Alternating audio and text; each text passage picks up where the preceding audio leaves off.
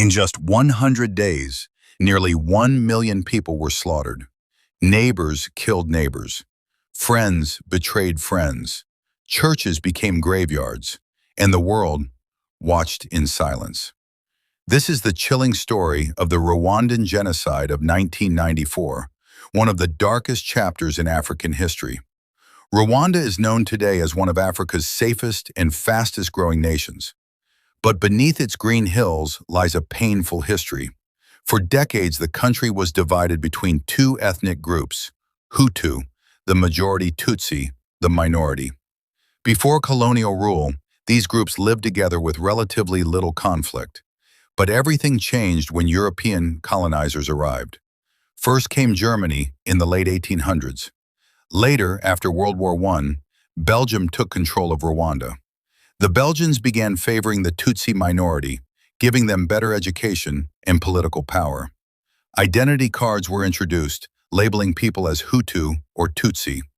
This decision planted the seeds of hatred that would explode decades later. By the late 1950s, tensions exploded. The Hutu majority revolted against Tutsi dominance. Thousands of Tutsis were killed. Many fled the country.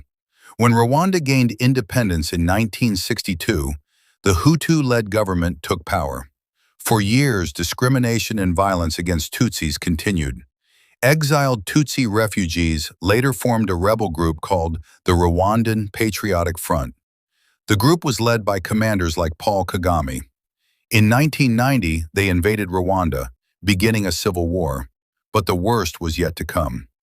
On April 6, 1994, a plane carrying Rwanda's president, Juvenal Habyarimana, was shot down near Kigali.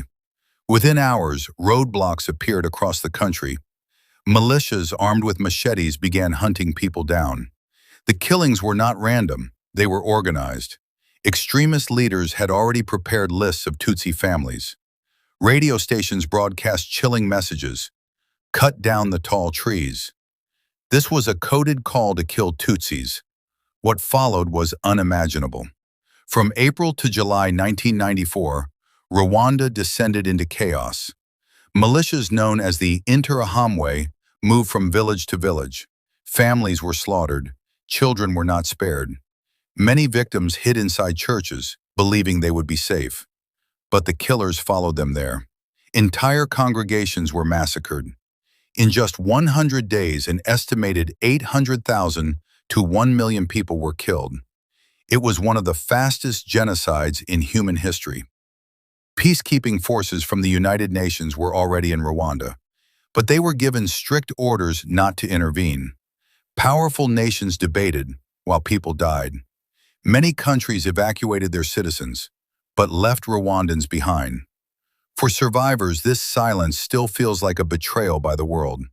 In July 1994, the rebel forces of the Rwandan Patriotic Front advanced across the country.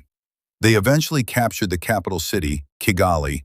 The genocide finally ended, but the damage was unimaginable.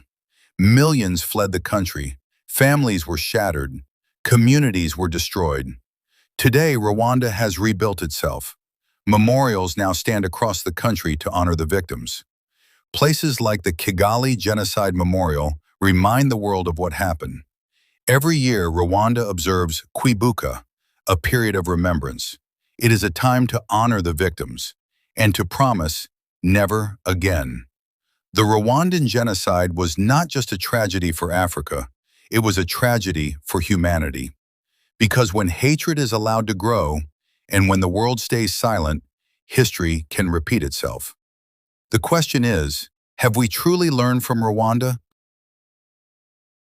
Subscribe to the African Story Vault, where Africa's untold stories finally get the voice they deserve.